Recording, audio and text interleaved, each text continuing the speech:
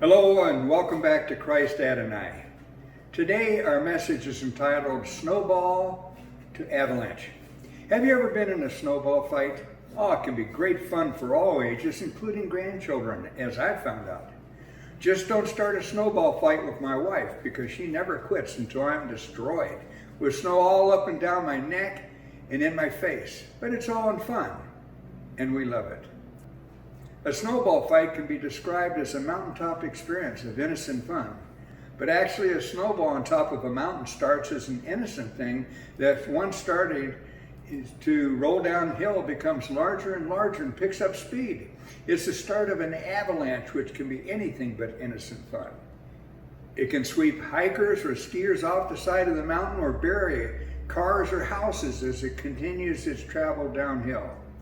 It starts out as something innocent that eventually can take lives and destroy property. Satan's strategy against mankind is very much like that. It starts out simple and becomes more complex. It starts seemingly innocent and becomes more obviously evil. When my family was driving down the back roads of Texas in the mid-50s, that was before they had interstate highways, we would occasionally come across large billboards with the message, "God is dead." How many people would start thinking and questioning the eternal God? The huge billboard wasn't intended to be a personal opinion being stated, but a conditioning of people's thinking about God, a start to brain conditioning. Let's take a moment and talk about a sensitive issue today, slavery. Black men, women, and children were sold as slaves to white men by black men who captured them in Africa. They were then brought to America and to the rest of the world. Well, what is slavery? In its simplest form, it's being owned and totally dependent on someone else. Well, why was there slavery? For power, control over others, and financial gain to the slave owners. Well, who owned the slaves during the early part of the American history? Typically, wealthy plantation owners in the South, who were incidentally dominantly in the Democrat Party. Well, who owns the slaves today? The government under Democratic rule? How? By welfare programs of free money? And you hear this, vote for us or the other party will cut off your free money. There's no job, no advancement, and you're stuck in your circumstances. That's slavery. But why would they do that? For power, control over others, financial gains, just as it was 150 years ago. Now, is this part of God's plan or Satan's plan? Clearly, it's Satan's plan. Steal, kill, and destroy. Satan's strategy also includes subtly replacing God's law with man's law. You've heard this. Be all that you can be. You're the master of your destiny. You don't need God, you can become your own God. Satan's strategy against mankind starts with seemingly innocent fun with occult games, leading to witchcraft, then to demon possession and demon worship. Today, we're going to take a closer look at the occult. The dictionary describes the occult as a term relating to magic, astrology, or any system claiming use or knowledge of secret or supernatural powers or agencies. This is a seemingly innocent description of satanic practices that move the unwary person from play with to possession by. We'll start with the seemingly innocent fun stuff and move into the heavy-duty rough stuff of Satan's strategy. But first, understand three things as we get started talking about the occult.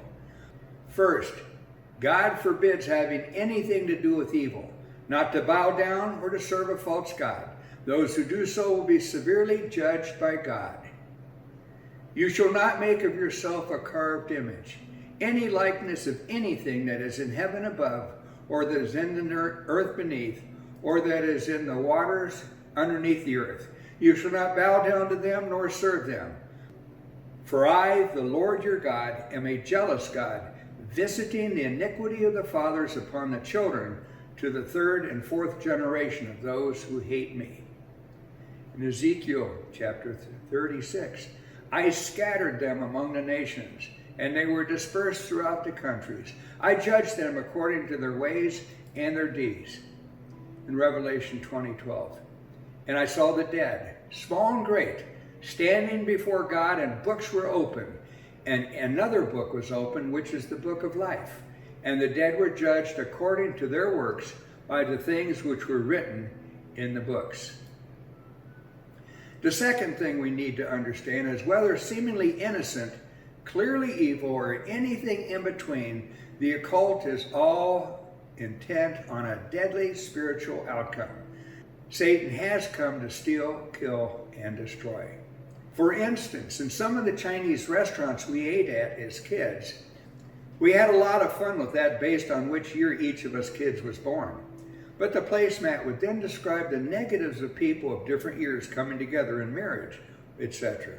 Such as rats don't get along with roosters, but they like pigs. Sounds like fun, but what happens when you start to believe that stuff? And so people that fall in one year group, they may or may not fit with people of other group. Does that make sense? And the third thing to know is to change our behavior, we must first change our thinking, and that goes both ways. If you have a bad habit, you have to change your thinking about the habit and its outcome in order to have permanent positive changes to your bad habit. Keeping these three things in mind, let's start with some tools of the occult. What are they? How do they operate? What can they tell us about the occult? Here are some of the common tools of the occult, which we can think of as Satan's parlor tricks. And just keep in mind that Satan's parlor tricks do not match the power of God. First, we have tarot cards. Each card is presumably a picture of the future of the one who receives that card. It is an attempt to penetrate beyond this dimension into a hidden dimension with secret messages on them, including death. It never ceases to amaze me how many people give credence to these cards and how they are controlling in the minds of many. Next, Ouija board. This is a game box or a board with a pointer and different answers to questions about the life for each player. Either the pointer or your hand moves supernaturally to the different answers. Seemingly innocent and just a game, it is operated through the occult and is intended to leave an impression on the minds of the players that could affect the decisions and thinking of the individual for years to come. The crystal ball. This large glass ball is either completely clear or cloudy, where you, the innocent, see absolutely nothing in it. The only people who see things in them, such as one's future, are in the occult. People pay a lot of money to have someone see their future for them. Remember, Satan is the master of delusion. The real source of revelation is the living God. Next, psychometry. This is the art of a mystic taking objects from someone and telling about that person simply by touching that object. This is also sometimes called token object reading. The real source of the information is not from the object, but an evil spirit that communicates that information to the mystic. Then we have amulets, charms, etc. Objects, typically in the form of jewelry. They're supposed to protect the owner or bring him good luck. For example, the signs of the zodiac. Unfortunately, the cross, in the mind of the secular world, has become the same charm to them. It has nothing to do with the crucifixion and resurrection of Christ Jesus. Palm reading. It's a person, typically in gypsy costume, looking at the lines in the palm of your hands to tell your future. Palmistry. Here are a few more tools of the occult trade. Dowsing. That's taking a typically forked stick which turns downward in the hands of the dowser to find water underground. It is also referred to as water witching, to determine where to dig a well to get to the water. What is doing this? Not water or wood, it's the occult spirits. Horoscopes and the signs of the zodiac. This is called astrology. Found in almost every daily newspaper, horoscopes are used to tell a person his or her events for that day based on their sign when they were born. I find it absolutely amazing how many people believe that 1/12 of all people, because there's 12 signs of the zodiac, 1/12 of all people will have the same events in their day based on this information. It's actually used to make people forget the mind of God and keep their minds off of the creation of God. Seemingly harmless parlor games, these tools of the occult can do great damage to the individual's thinking and mind. They're part of Satan's strategy and are anything but harmless. But it gets more intense. The seance. This is a meeting in which a spiritualist attempts to communicate with the spirits of the dead. The participants are led by the spiritualist to believe that they really are talking with a dead loved one, but they're actually talking with demons. This is opening the door into a person's heart for Satan or a demon to come in. By doing this activity, you're actually inviting evil spirits to come into you. Now we're talking about serious, heavy-duty, rough stuff. This is moving from seemingly innocent fun with occult games to witchcraft, then to demon possession and demon worship. This is jumping from play with to possession by Satan and evil spirits. Danger, danger, danger. The tools of the occult are not new. They go back to the religions of the Babylonians, the Chaldeans, and the Egyptians. The Jews themselves were warned by God not to imitate the pagans in their religions and idol worship. Even in Deuteronomy chapter 18, 9-13. When you come into the land which the Lord your God is giving you, you shall not learn to follow the abominations of those nations. There shall not be found among you anyone who makes his son or his daughter pass through the fire, or anyone who practices witchcraft, or a soothsayer, or one who interprets omens, or a sorcerer, or one who conjures spells, or a medium, or spiritist, or one who calls upon the dead. For all who do these things are an abomination to the Lord. And because of these abominations, the Lord your God drives them out from before you. You shall be blameless before the Lord your God. We definitely do not want to open the closed door to the other dimension that is in control of the principalities of the forces of darkness, a la Satan. God is in the business of revelation and men's souls, not these tricks. These tools all talk about the future. They are all focused on the future that has not been revealed by God yet. Remember that as the children of God, we're strangers and pilgrims in this world. We're in the world, but not of the world, John 15:19. We're aliens. Our source of supply and light comes from above. We are, in effect, here as invaders of a satanic kingdom, ambassadors of an alien court to bring the gospel of reconciliation to a dying age. In seeking knowledge of the future, let's turn again to Scripture. Isaiah 8:19-20. And when they say to you, seek those who are mediums and wizards who whisper and mutter, should not a person seek their God?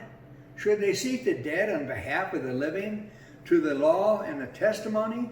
If they do not speak according to this word, it is because there is no light in them. Seance and Ouija. That's contact with spirits. The passage clearly forbids people from seeking from the dead information for the living. This is contrary from God's direction. Don't do it. It is sin. 2 Chronicles 33:6. Also he caused his sons to pass through the fire in the valley of the son of Hinnom. He practiced soothsaying, using witchcraft and sorcery, and consulted mediums and spiritists. He did much evil in the sight of the Lord to provoke him to anger. Who is Scripture talking about? Manasseh, the king. This was Manasseh's downfall from witchcraft and idolatry. Isaiah 47. You are wearied in the multitude of your counsels. Let now the astrologers, the stargazers, and the monthly prognosticators stand up and save you from what shall come upon you. Behold, they shall be as stubble, the fire shall burn them. They shall not deliver themselves from the power of the flame. It shall not be a coal to be warmed, nor a fire to sit before. This is a warning that no one should ignore. The occult will not save you. Nothing that involves the devil is innocent. Acts 16. Now it happened, as we went to prayer, that a certain slave girl, possessed with a spirit of divination, met us, who brought her masters much profit by fortune telling. This girl followed Paul and us, and cried out, saying, These men are the servants of the Most High God, who proclaim to us the way of salvation. And this she did for many days. But Paul, greatly annoyed, turned and said to the spirit, I command you in the name of Jesus Christ to come out of her. And he came out that very hour. This woman had the power of fortune telling, to tell the future. It's the best example of occult purpose. This slave woman was being used by her masters to make money for them, but Paul exorcised the demon from her. Acts 13. But Elymas, the sorcerer, for so his name is translated, withstood them, seeking to turn the proconsul away from the faith. Then Saul, who also is called Paul, filled with the Holy Spirit, looked intently at him and said, O full of all deceit and all fraud, you son of the devil, you enemy of all righteousness, will you not cease perverting the straight ways of the Lord? And now indeed the hand of the Lord is upon you, and you shall be blind, not seeing the sun for a time. And immediately a dark mist fell on him, and he went around seeking someone to lead him by the hand. A sorcerer is a person who practices sorcery or black magic involving evil spirits. The Holy Spirit filled Paul with power to strike the sorcerer blind. Let's pause a moment and talk about sorcery and sorcerers' use of magic. Remember, God performed a miracle by turning Aaron's staff into a snake, and Pharaoh's magicians did the same thing through trickery or sorcery? That's found in Exodus 7:11. How were these sorcerers and magicians able to duplicate Moses' miracles? Some of their feats involved trickery or illusion, and some may have used satanic power, since worshiping gods of the underworld was part of their religion. Ironically, whenever the sorcerers duplicated one of Moses' plagues, it only made matters worse. If the magicians had been as powerful as God, they would have reversed the plagues, not adding to them. God performed many miracles as recorded in the Bible. Although miracles can help us believe, it is dangerous to rely solely on miracles. Satan and his sorcerers can imitate some parts of God's work and lead people astray.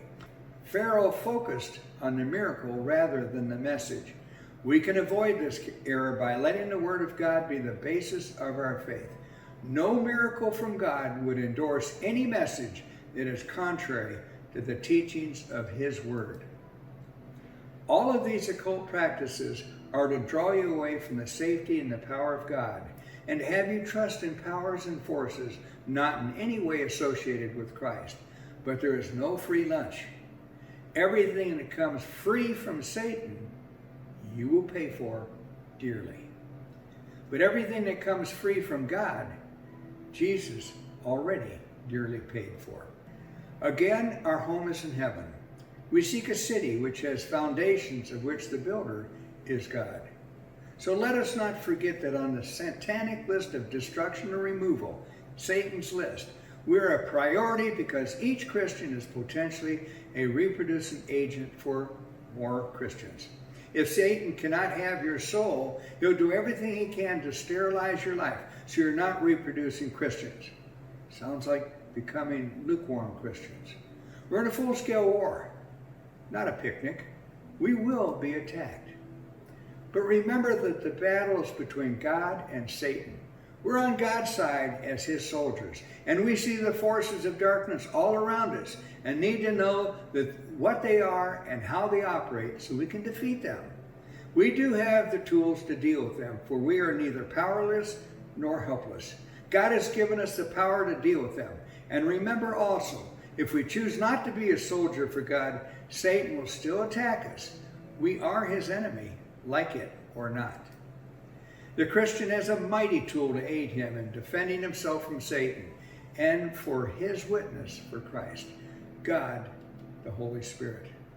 In Daniel chapters 21 and 25, Daniel was the master of the astrologers and soothsayers, diviners of the future, and all the occultists within the kingdom, because in him was the spirit of the living and holy God.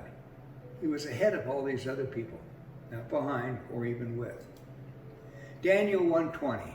In all matters of wisdom and undertaking about which the king examined them, he found them 10 times better than all the magicians and astrologers who were in all his realm.